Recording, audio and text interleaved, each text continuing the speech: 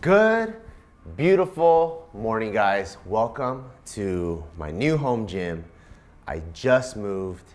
It is 6 a.m. in the morning and I'm about to have a big ass deadlift session because it's week 3 of the Road to 600 series. So the first 2 weeks, we start at pretty difficult weight, but very manageable. You saw me hit 475 on week 1. Now it's week 3 on my program. That's free, by the way. You can go on the website, barbellbrigade.com. Shout out to everybody that's been supporting all of our apparel, all of our supplements, all of our digital training this year. We just wanted to give back a little bit so you can run the exact same program as me for free. And we are on week 3. And this is what I put down. I'm gonna try to hit 505, okay? And as you guys know, in garages, kind of drains a little bit, right? There's a slant so you don't pool water. To make sure to have a really good deadlift session, I set up my deadlift setup outside where it's a little bit flatter because I don't think I have hit this weight at all this year. 505 for 5. It's crazy that if I hit this training weight, this is technically a PR for the year, especially since I weigh low 190s now. So, about to get into it. Before I get into it, I always gotta get freaking lit. You know what I'm talking about? Get ready. So everyone always asks, what's your pre-workout stack? Well, pre-workout starts with pre-workout. We got 2 flavors, mango guava and sour gummy. Sour gummy is hands down my favorite one. It's just tangy and sour, and because of that, it mixes so well with any other supplement that you wanna mix it with. Of course, Jamaica Punch, our strength stack, which is our creatine blend. Creatine is one of the most proven strength supplements, most widely tested. So, I mean, it's naturally occurring in red meat. So if you're trying to get strong and you want to be serious, you want to make sure you get your creatine in. And for ours, we put a bunch of other stuff that enhances the effects of creatine, which is why we think this is the best. Last but not least, in my pre-workout stack is our performance greens.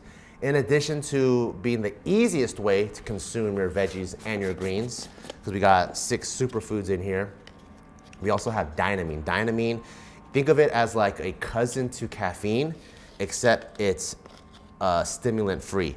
So it has the exact same benefits of like focus, mood uplifting, but you won't take it and feel all cracked out. So which is why I like it, because I take my dynamine and then the caffeine together, and boy, I feel good, and it lasts the whole day. So it sets the mood. You might be going, what about the immunity support? I actually don't take this with my pre-workout blend anymore because it tastes so good, I want to sip on it. So I usually put this with my water and I sip on my electrolytes and my vitamin C throughout the workout.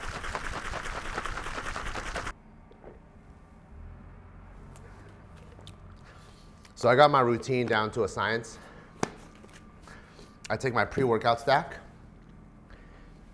Obviously you gotta digest for all of it to kick in. So now what I do is I jump on the bike and get warm. So as I get the blood flowing, the vibes going, I've been listening to Blast lately. Then my body absorbs the caffeine, the creatine, the dynamine, all the good stuff. After 5 minutes, I'm ready to rock and roll.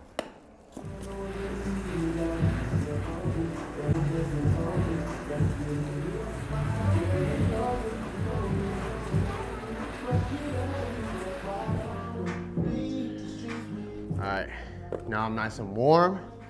As you can tell, it's pretty cold in Vegas during the winter time. Now it's time to take my electrolytes and try not to make a mess so your wife doesn't yell at. Oh my God, I'm clumsy as fuck. All right, look at that. So clumsy. But now I take my electrolytes. Tastes good. Feel good. I don't feel super fatigued or anything. I was traveling last week and I usually travel on the weekends, which is why for this program, I put the deadlift day, the primary deadlift day on a Thursday.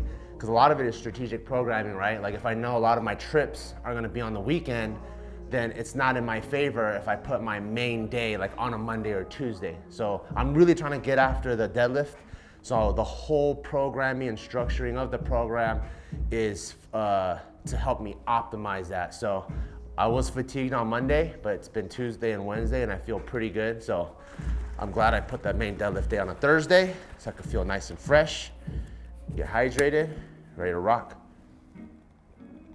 Once I get all this stuff in my system, I feel good, got good flavors in my mouth, the vibe is good, I feel positive about life. That's when the mood changes.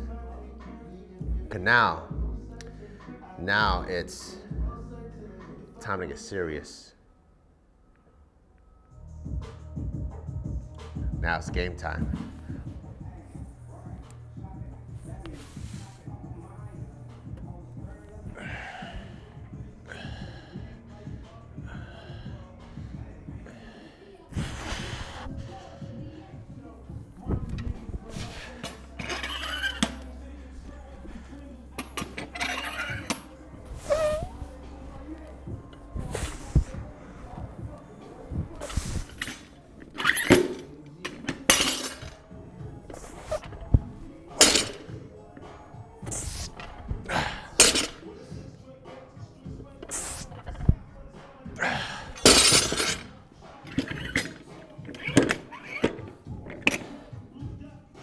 Motherfucker!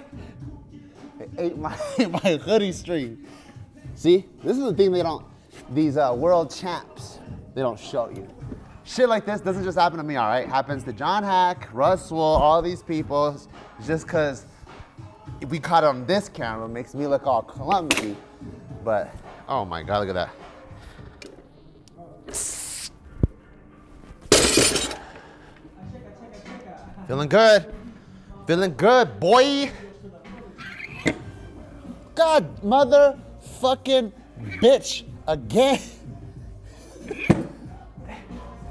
Trust me, it happens to everybody, all right? It happens to Steffi Cohen, fucking C-Bomb, everybody. This is how you know I live life on the edge. So through me using this belt, shout out to Pioneer, sent me this belt. I love this belt. I've been actually one bolting for probably the whole year. So the video you saw me squatting 515, where like my life depended on it, I was one bolting. I don't know where that bolt went, because I just leave my shit in the back of the truck, and I think through the vibration, might have came out, or maybe I got fat, and I had to adjust it, but I've been one bolting the whole time. But as you can see, I was big boy, and I'm bringing it back in, so.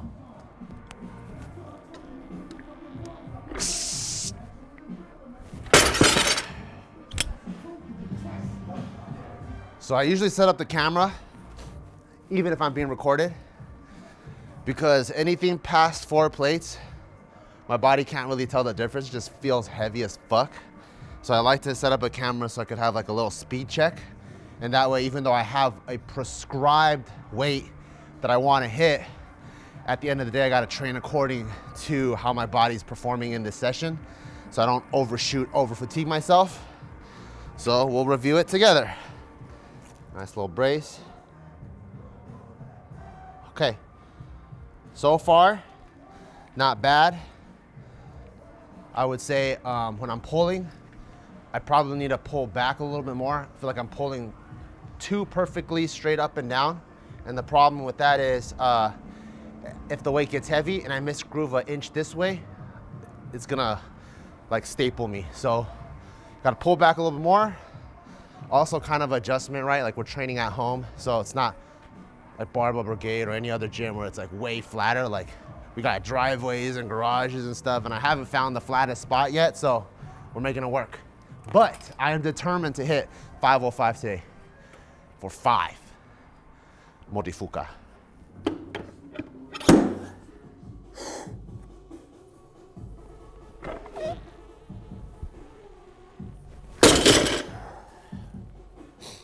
Like I said, anything over 400 feels like a million. So I gotta watch the video, because that to me was RPE 12, but I know it's not. Oh, then look at that booty. Look at that booty. Ooh, look, shaking that little booty.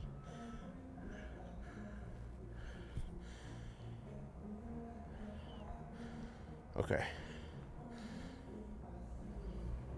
A little bit slow off the floor, just a given, because I'm a yanker. Not proper technique. You want to pull slack out. I pull out a little bit, but I could do it way more. But at the top was easy, so I'm gonna go for it. 505.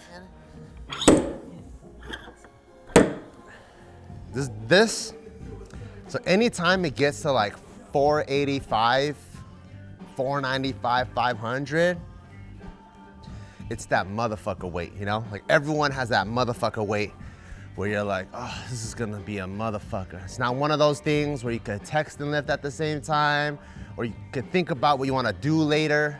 It's gonna require 100%, because it could easily go from, I have a goal of 5 to me getting 0, you know? And there's times where like, even when I was deadlifting pretty close to 6, I put on 495 and I'm like, oh, fuck. And I only get like 1 when just like 2 weeks ago, I smoked it like it was nothing. So this is that motherfucker weight. Gotta get in the right mindset. I got this. Hit 495 for 5 last week. Not fatigued, you know what I'm saying? Got this shit.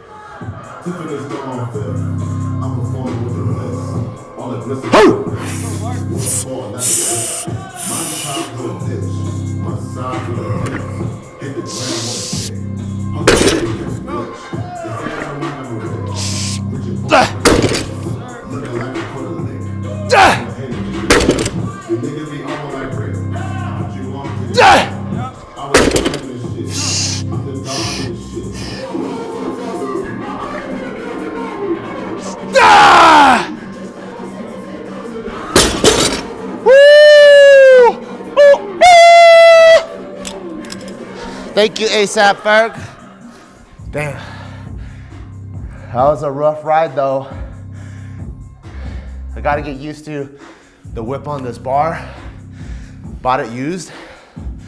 So it's a little bit more whippy than I'm used to. And I think there's a slight dip in the driveway. Obviously it's pavers, so it's not gonna be even like sidewalk. So there's some parts where when I didn't come back down perfectly, I thought I shift my feet and I was like, oh fuck. I think my right foot is like a little bit deeper than my left, but we got it done. We'll see that cinematic light from the side though.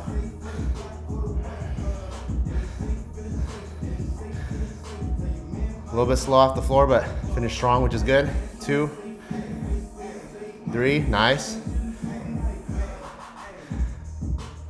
4, form's trying to break down.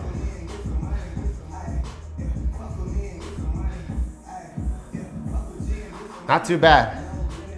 So that last rep, you can see I want to hitch on the 4th, like my body wants to hitch. On the 5th one, depending on the federation, they may or may not give it to me, because hitching is when you go like this, and then you kind of pause, almost like strongman deadlift, and then you kind of like are able to kind of get your bearings and straighten it out. And a lot of federations, if you hitch but it keeps going, they'll let you go. Some of the more stricter ones, the minute they see like your knees come forward, you're done. So that one I think would pass. In some federations, some wouldn't. So I gotta be careful. So going into next week, what I would probably do is, I do wanna keep the 5 reps, but I might have to go, you know what, bump up the intensity and keep the reps at base. So maybe aim for just 3 and then make sure I hit all the back offs. I still get all the volume there. But I'm gonna make a note of that. And that's why I like printing out all my programs, mainly for the note taking, so that I can keep track of what just happened. I would probably, all out, I would probably call that an RPE. All out, probably call it RPE 9. With decent form, RPE 10. Because we're not trying to you know, pull like our life dependent on it. So I'll say RPE 10. And then for this week, I'll make a note of maybe I'll try to do 515, but I'll do 3 to 4 reps. See? So next week, I got 515, but I'll hit 3 to 4 reps. So I always write what I'm gonna do next week, the week before, because I'm writing it in the correct state of mind. But let's say next week, got a bump in calories, or I did good foam rolling, or went to the sauna and I feel good. And on rep 3, it's feeling great, I'll continue with the 5. But I always wanna write from a fatigued state so that I prevent myself from overshooting. And that's why note taking is so important, because if you have to come into training and go, wait, what did I hit last week? You're thinking from an incorrect mindset already, you know? You might feel good, you might feel better than you did last week, or you might feel worse than you did last week. So boom, now I got my back off sets, the fun part. 85.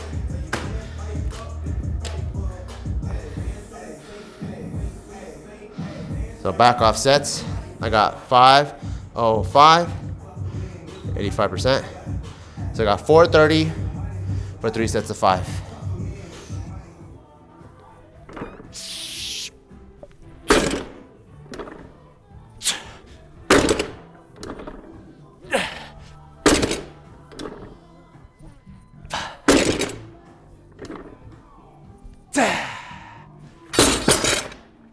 About to rearrange this driveway with all that slamming. Anytime I get the top set out the way, that's like stress, you know? It's like, that's done. Now it's fun time.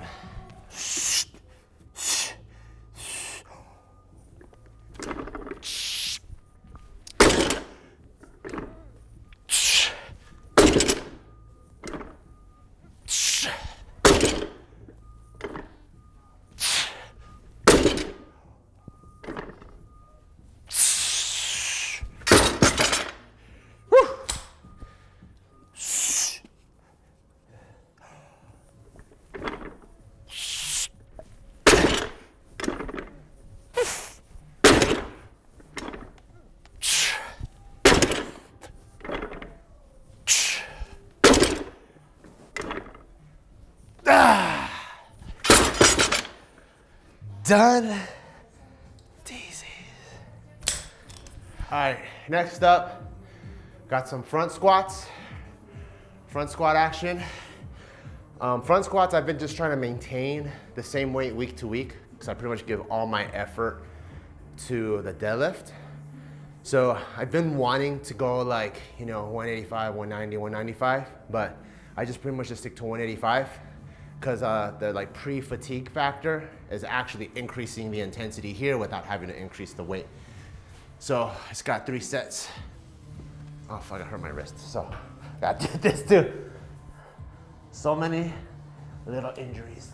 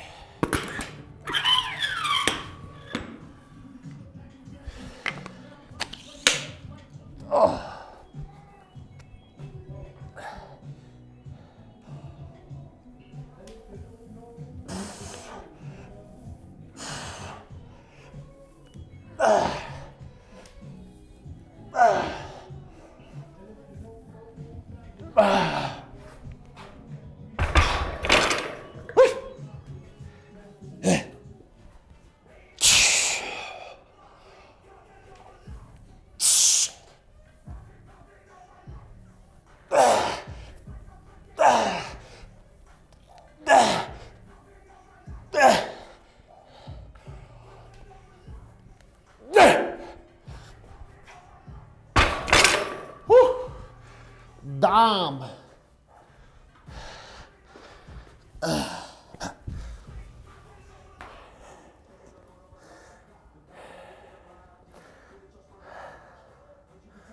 Halfway through the workout. So it's the most tiring when you're trying to like really chase after getting stronger.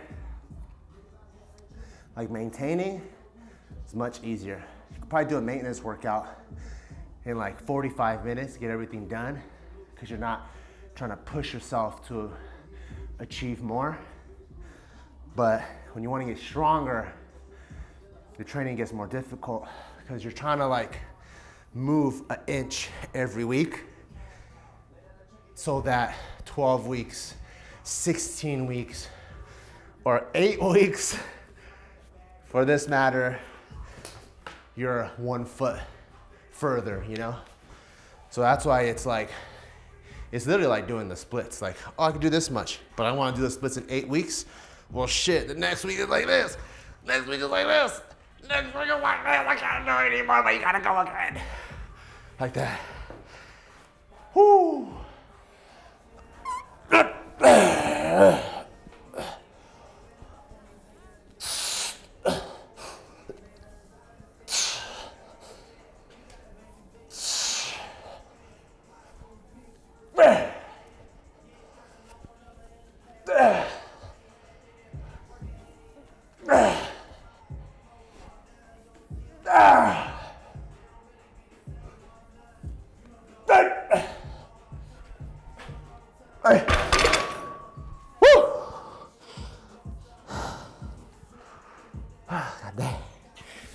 So you've been seeing me do this exercise selection for a couple of weeks now. If you downloaded the program, you'll also see that I like to hit my deadlifts, and then I like to hit my front squats, and then I like to hit my good mornings, and then run either right after or later on in the day. Stay tuned for next week's episode because I go into detail why certain exercises are selected and why they're great for building the deadlift. Like some of these exercises are extremely tried and true, and they've been proven over decades. Helped me get to 500, 600 before, and also explain why I'm squatting in flats. You know, there's a lot of little things, and as they say, the devil's in the details, and we'll go into the details in episode 4 of this series.